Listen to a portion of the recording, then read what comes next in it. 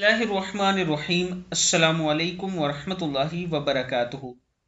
आबिद राजा channel की तरफ से आज मैं अपने दोस्तों को रसूलुल्लाह सल्लल्लाहु अलैहि वसल्लम का एक बहुत ही प्यारा फरमान सुनाऊंगा।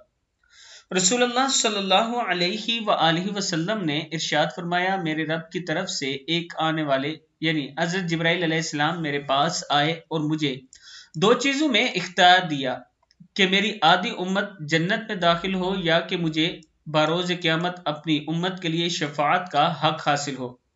चुनांचे मैंने शफाअत को इख्तियार किया है। ये शफाअत हर इस शख्स को मिलेगी जिसका खात्मा शिर्क की हालत पर नहीं होगा, यानी जो लोग शिर्क नहीं करते उनको क़यामत के दिन रसूलुल्लाह सल्लल्लाहु अलैहि वसल्लम की शफाअत मिलेगी।